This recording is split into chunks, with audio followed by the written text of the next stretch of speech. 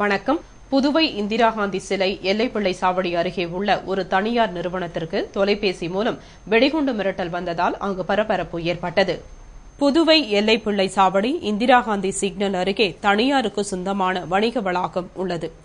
இங்குள்ள 2வது மாடியில் இயங்கி வரும் கம்ப்யூட்டர் கம்பெனிக்கு இன்று காலை ஒரு மர்ம தொலைபேசி வந்தது. அதில் உங்கள் கம்பெனியில் வெடிகுண்டு வைத்திருப்பதாகவும் இன்னும் சிறிது நேரத்தில் வெடிக்கும் என்றும் மறுமுனையில் ஒலித்த குரல் சொன்னது. இதனை கேட்ட காவலாளி உடனே காவல்துறைக்கு தகவல் தெரிவித்தார். உடனே கோரிமேடு போலீஸ் இன்ஸ்பெக்டர் பாஸ்கரதாஸ் தலைமையில் போலீசார் அங்கு வந்தனர். பின்னர் SP நந்தகோபால் அங்கு வந்தார். மேலும் SSP அதுல் கத்தார் ஆகியோர் அங்கு வந்தனர். பின்னர் மோப்ப நாய் வரவழைக்கப்பட்டு வெடிகுண்டு சோதனை நடத்தப்பட்டது. மேலும் வெடிகுண்டை கண்டுபிடிக்கும் நிபுணர்களும் அங்கு வந்து சோதனை செய்தனர். இதனிடையே கருப்பு உடையணிந்த கமாண்டோ படையினர் பொதுமக்கள் அந்த கட்டிடத்தினை விட்டு வெளியே வர உத்தரவிட்டனர். அதனைத் தொடர்ந்து 100 மீட்டர் வரை யாரும் நிற்காத அளவிற்கு பாதுகாப்பு பணியில் ஈடுபட்டனர். பின்னர் வெடிகுண்டு மிரட்டல் வெறும் புரளி என்று கண்டுபிடிக்கப்பட்டது. இதனால் பதற்றம் நீங்கியது. இன்று காலை அப்பகுதியில் வெடிகுண்டு மிரட்டலில் பொதுமக்கள் மிகுந்த அச்சத்துடன் காணப்பட்டனர். இது தொடர்பாக SSP அதுல் கத்தார் உத்தரவின் பேரில் போலீசார் விசாரணை செய்து வருகின்றனர். புதுவை தலைமை செயலகத்தில் நடந்த இளைஞர் விடுதி இணையதள தொடக்க விழாவில் மாநில வளர்ச்சி துணை ஆணையர் நூதன் குகா பிஸ்வாஸ் இணையதளத்தை தொடங்கி வைத்தார். மத்திய மாநில அரசுகளின் உதவியுடன் புதுவை சோலை நகரில் இளைஞர் விடுதி இயங்கி வருகிறது. இங்கு பல்வேறு மாநிலங்கள், உலக நாடுகளிலிருந்து வரும் மாணவர்கள் மற்றும் இளைய சமுதாய சுற்றுலா பயணிகள் தங்குவதற்காக உருவாக்கப்பட்ட பாதுகாப்பான இடமாகும். சுற்றுலா பயணிகளின் வசதிக்காக புதுவை இளைஞர் விடுதிக்கு என தனியாக இணைய வலைதளம் உருவாக்கப்பட்டுள்ளது. இந்த இணையதளத்தின் துவக்க விழா தலைமை செயலகத்தில் நடைபெற்றது. மாநில வளர்ச்சித்துறை ஆணையர் மற்றும் விடுதி மேலாண்மை குழு தலைவர் நூதன் குகா பிஸ்வாஸ் தொடங்கி வைத்தார். துணை கலெக்டர் ஜவஹர், இளைஞர் விடுதி மேலாளர் கனக திருமேனி, புதுச்சேரி நேரு யுவகேந்திரா மாவட்ட இளையோர் ஒருங்கிணைப்பாளர் சம்பத்குமார், விடுதி மேலாண்மை குழு உறுப்பினர்கள் கலந்து கொண்டனர். புதுவையின் பழமையான வரலாறு மற்றும் மிக மிக அரிதான வரலாற்று சிறப்புமிக்க புகைப்படங்கள், சுற்றுலா பயணிகள் பார்க்க வேண்டிய இடங்கள் பற்றிய குறிப்புகளுடன் நமது நாடு முழுவதும் உள்ள இளைஞர் விடுதிகளின் முகவரி, தொலைத்தொடர்பு விவரங்கள் போன்றவை இந்த இணையதளத்தில் தொகுத்து அளிக்கப்பட்டுள்ளது. 2010ஆம் கல்வியாண்டில் 10 மற்றும் 12ஆம் வகுப்பில் தேர்வு பெற்ற நெல்லித்தோப்பு தொகுதிக்கு உட்பட்ட மாணவ மாணவிகளுக்கு பரிசுகள் வழங்கும் திட்டத்தின் கீழ் தேர்ந்தெடுக்கப்பட்ட மாணவ மாணவிகளுக்கு மட்டும் நாளை 15ஆம் தேதி புதன்கிழமை மாலை பரிசுகள் வழங்கப்படும் என்று புதுவை நகரமன்ற துணைத் தலைவர் திரு ஜான்குமார் கூறியுள்ளார். இது தொடர்பாக அவர் கூறுகையில், 2010ஆம் ஆண்டு நடைபெற்ற பொதுத் தேர்வில் 10 மற்றும் 12ஆம் வகுப்பில் தேர்ச்சி பெற்ற நெல்லித்தோப்பு தொகுதி மாணவ மாணவிகளுக்கு பரிசுகள் வழங்கப்படும் என்று அறிவித்திருந்தேன். அதன்படி பெற்றோர்களால் வழங்கப்பட்ட விண்ணப்பங்களை ஆய்வு செய்து தேர்ந்தெடுக்கப்பட்டவர்களுக்கு பரிசுகள் வழங்கும் விழா நெல்லித்தோப்பில் இருந்து மூலகுளம் செல்லும் பிரதான சாலையில் உள்ள உழவர்கரை பகுதியில் அமைந்திருக்கும் எனது ரீனா மஹாலில் நாளை 15/12/2010 புதன்கிழமை மாலை 6 மணிக்கு நடைபெறவுள்ளதாகவும், எனவே தேர்ந்தெடுக்கப்பட்டு தொலைபேசி மூலம் தகவல் பெற்று டோக்கன் நம்பரை தெரிந்து கொண்டவர்கள் மட்டும் விழாவில் கலந்து கொண்டு பரிசினை பெற்றுச் செல்ல வேண்டும் என்று கேட்டுக் கொள்கிறேன். மேலும் இதுகுறித்து விவரம் அறிய சேனல் 4இல் ஒளிபரப்பாகும் செய்தியில் தெரிந்து கொள்ளவும். இந்த சேனலில் 1 மணி நேரத்திற்கு ஒருமுறை செய்திகள் ஒளிபரப்பாகும். எனவே தகவல்களை சரியான முறையில் தெரிந்து கொண்டு தேர்ந்தெடுக்கப்பட்டு தொலைபேசி மூலம் தகவல் தெரிந்து கொண்டவர்கள் மட்டும் விழாவில் கலந்து கொள்ள வேண்டும் என்று கேட்டுக் கொள்கிறேன். பரிசு வாங்க வரும் மாணவ மாணவியர்கள் தங்கள் பெற்றோரின் வாக்காளர் அடையாள அட்டையை எடுத்து வருமாறும் கேட்டுக் கொள்கிறேன்.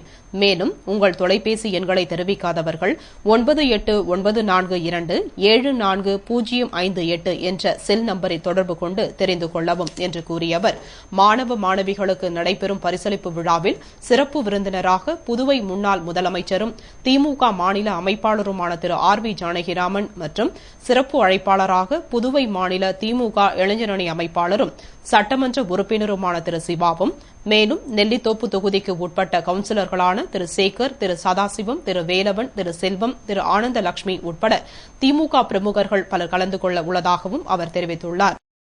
புதுவை பாரதி சுதேசி மில் தொழிலாளர்களுக்கு புதிய சம்பளம் கிடைக்க உத்தரவிடக் கோரி கடற்கரை சாலை தலைமை அலுவலகம் முன்பு அனைத்து தொழிற்சங்கங்கள் இணைந்து கண்டன ஆர்ப்பாட்டம் நடத்தினர். புதுவை நீதிபதி பாலசுப்ரமணியன் அவர்களின் தீர்ப்பின் அடிப்படையில் சுதேசி பாரதி மில் தொழிலாளர்களுக்கு புதிய சம்பளம் கிடைத்திட உத்தரவிடக் கோரி கடற்கரை சாலை தலைமை அலுவலகம் முன்பு அனைத்து தொழிற்சங்கங்கள் சார்பாக கண்டன ஆர்ப்பாட்டம் நடைபெற்றது. போராட்டத்திற்கு உரிமை சங்க மோகன்தாஸ் தலைமை தாங்கினார். போராட்டத்தில் ஏஐடியூசி, ஐஎன்டியூசி, மில் தொழிலாளர் சங்கம், உரிமை சங்கம், PMK உள்ளிட்ட அனைத்து தொழிற்சங்க உறுப்பினர்களும் கலந்து கொண்டு ஆர்ப்பாட்டம் செய்தனர். போராட்டத்தில் ஈடுபட்ட 100க்கும் மேற்பட்டோரை போலீசார் வந்து கலைந்து செல்லும்படி கூறினர். ஆனால் அவர்கள் கலைந்து செல்ல மறுத்ததால் அவர்களை போலீசார் கைது செய்தனர். விளம்பர இடைவேளைக்கு பிறகு செய்திகள் தொடரும்.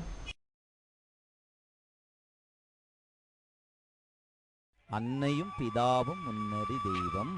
அன்னையும் பிதாவும் முன்னறி தெய்வம். அன்னையும் பிதாவும் முன்னறி தெய்வம்.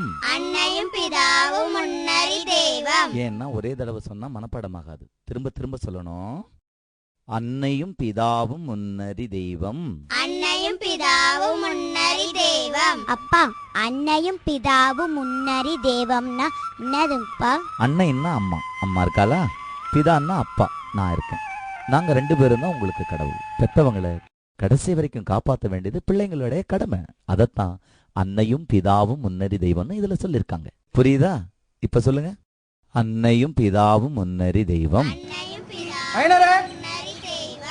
அன்னையும் பிதாவும் யாரா அவன் காலங்காத்தால வந்து கத்தின்னு இருக்கிறான்? நீங்க படிச்சுன்னு இருங்க. இப்படி வந்து இங்க கத்தலாம் தெரியலையே. என்னயா? என்ன ஏன் வீட்டு வாசல் வந்து கத்தின்னு இருக்க? நீ என்ன விஷயம்? யோ, உம்மா நாய 4 நாளா கோயிலாண்டே படுத்து கிடக்குறாங்க. சாப்பிட்டாங்களா இல்லையா தெரியல, காய்ச்சல் வேற அடிக்குது.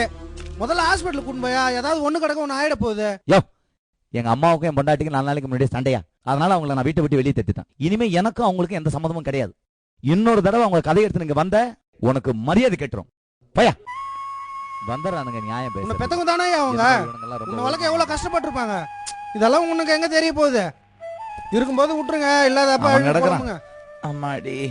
சரி, நம்ம பாடத்தை பார்ப்போம். அன்னையும் பிதாவும் முன்னறி தெய்வம். சொல்லுங்க. பெத்தவங்களை கடைசி வரைக்கும் காப்பாற்ற வேண்டியது பிள்ளைங்களுடைய கடமை. எங்க சொல்லுங்கப்பா, சொல்லுங்க. சொல்வன யார்க்கும் எளியவாம், அரிது சொல்லிய வண்ணம் செயல்.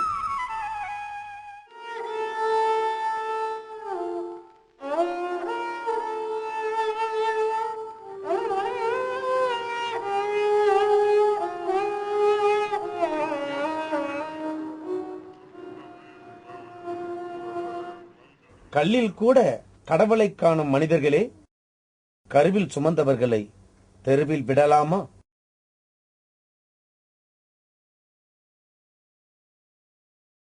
செய்திகள் தொடர்கின்றன.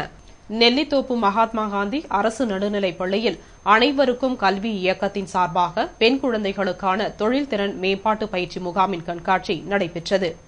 அனைவருக்கும் கல்வி இயக்கத்தின் சார்பாக நெல்லித்தோப்பு மகாத்மா காந்தி அரசு நடுநிலைப் பள்ளியில் பெண் குழந்தைகளுக்கான தொழில்திறன் மேம்பாட்டு பயிற்சி முகாமின் கண்காட்சி நடைபெற்றது. கண்காட்சியினை பள்ளி கல்வித்துறை பெண் கல்வி துணை இயக்குநர் மீனாட்சி தொடங்கி வைத்தார். முன்னதாக தலைமை ஆசிரியர் ஐயம் பெருமாள் தலைமை தாங்கிட ஆசிரியர் முனுசாமி வரவேற்று பேசினார். ஆசிரியர் பாஸ்கரராசு முன்னிலை வகித்தார். கண்காட்சியில் 200க்கும் மேற்பட்ட கைவினைப் பொருட்கள் இடம்பெற்றன. அவற்றுள் கண்ணாடி வண்ண ஓவியம், காகித கூழால் செய்யப்பட்ட திருவள்ளுவர் சிலை, அழகிய ஆபரணங்கள், ஒயர்கூடைகள் போன்றவை அனைவரையும் கவர்ந்தன. கண்காட்சியினை பள்ளி மாணவர்கள், பெற்றோர்கள், ஆசிரிய பெருமக்கள் ஆகியோர் கண்டுகளித்தனர். கண்காட்சிக்கான ஏற்பாடுகளை கைவினை ஆசிரியர் கிருஷ்ணராசு மற்றும் தையல் ஆசிரியை சரஸ்வதி ஆகியோர் சிறப்புற செய்திருந்தனர். புதுவை ஜீவானந்தம் பள்ளியின் முதல்வராகவும் மற்றும் புதுவை கல்வித்துறையின் இணை இயக்குநராகவும் பணியாற்றி ஓய்வு பெற்ற EK ராதாகிருஷ்ணன் அவர்கள் நன்மரணம் அடைந்துவிட்டார் என்பதை தெரிவித்துக் கொள்கிறோம். புதுவை ஜீவானந்தம் அரசு பள்ளியில் முதல்வராக கடந்த 1979 முதல் 1990ஆம் ஆண்டு வரை பணியாற்றியவரும் புதுவை கல்வித்துறையில் இணை இயக்குநராக பணியாற்றி ஓய்வு பெற்றவருமான திரு EK ராதாகிருஷ்ணன் நேற்று 13ஆம் தேதி காலமானார் என்பதை தெரிவித்துக் கொள்கிறோம். இவர் ஜீவானந்தம் பள்ளியில் பணிபுரியும் பொழுது மிகவும் பொறுப்புடன் செயல்பட்டு பள்ளி மைதானத்தினை சுற்றி மரக்கன்றுகளை நட்டார். இன்று அவர் இந்த பூவுலகில் இல்லை என்றாலும் அவர் நட்டு வைத்து வளர்த்த மரங்கள் இன்று கம்பீரமாக காட்சியளிக்கிறது. புதுவை நெல்லித்தோப்பு ஜீவானந்தம் அரசு பள்ளியில் தலைமை ஆசிரியராக பணிபுரிந்த இவர் மாணவர்களின் நலனில் அக்கறை கொண்டு அவர்களுக்கு கல்வியை சிறந்த முறையில் கற்றுக் கொடுத்தார் என்று சொன்னால் அது மிகையாகாது. புதுவை பாரதி பூங்காவில் விஷம் குடித்து மரணமடைந்த வாலிபர் பிணத்தை போலீசார் கைப்பற்றி விசாரணை நடத்தி வருகின்றனர். புதுவை சட்டசபை எதிரே பூங்கா உள்ளது. அங்குள்ள வாணிதாசன் சிலை அருகே இன்று காலை வாலிபர் ஒருவர் பிணமாக கிடந்தார். அந்த பகுதியில் அரசு மருத்துவமனை உள்ளது. எனவே மருத்துவமனைக்கு வந்தவர்கள் வாலிபரின் பிணத்தை பார்த்து அதிர்ச்சியடைந்தனர். இதுகுறித்து பெரியகடை போலீசுக்கு தகவல் தெரிவிக்கப்பட்டது. தகவல் அறிந்ததும் போலீசார் விரைந்து வந்து பிணத்தை கைப்பற்றினர். விசாரணையில் அவரது பெயர் ஆரோக்கியராஜ், வயது 33, சென்னையில் உள்ள கீழச்சேரி பகுதியைச் சேர்ந்தவர். இவரது மனைவி பெயர் சிவசக்தி. இவரது ஊர் திருபுவனை பகுதி பெரியபேட்டாகும். மேலும் குடும்ப தகராறில் ஆரோக்கியராஜ் விஷம் குடித்து தற்கொலை செய்ததாக விசாரணையில் தெரியவந்துள்ளது. பிணத்தின் அருகே விஷ பாட்டிலையும் போலீசார் கைப்பற்றினர். ஆனாலும் தொடர்ந்து விசாரணை நடந்து வருகிறது. இத்துடன் செய்திகள் நிறைவடைந்தன. வணக்கம்.